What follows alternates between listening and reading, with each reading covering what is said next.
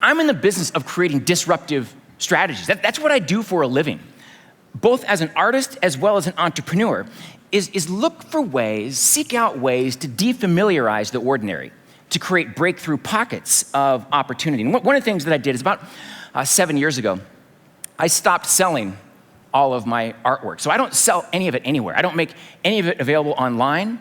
I don't sell in galleries.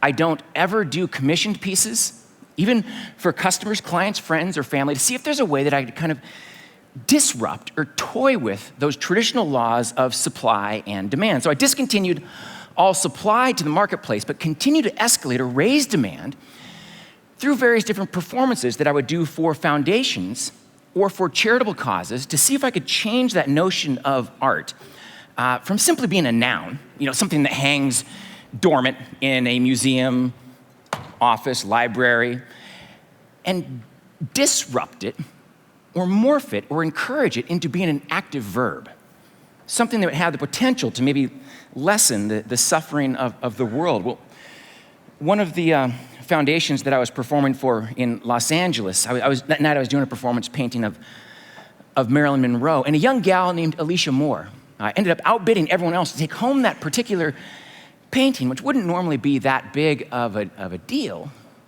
other than the fact that she also doubles as celebrity rock star Pink. In front of the global paparazzi, immediately and disruptively escalating the value of every single one of my pieces of artwork across the board overnight in one social media tweet. So, Kara, I don't know for sure whether you are or are not a fan of graffiti or even of Abraham Lincoln himself, but that's, of course, no longer really the relevant financial question any longer.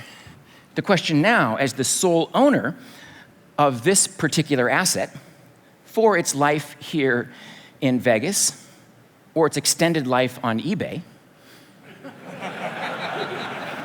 is, are you going to be an art collector or an art broker? So have some fun with that. That's yours to keep and to decide. And you're a practical gal like myself. You're thinking, cool, new artwork. How am I gonna get that in the overhead bin on my flight back to Maryland?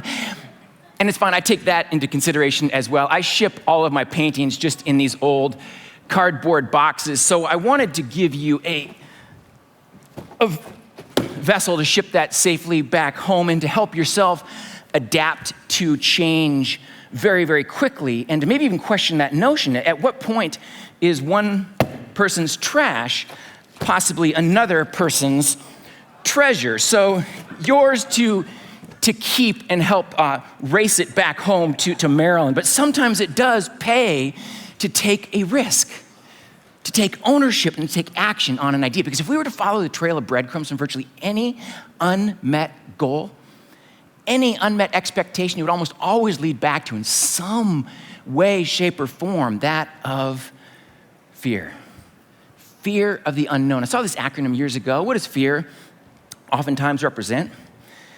Simply nothing more than false evidence appearing real.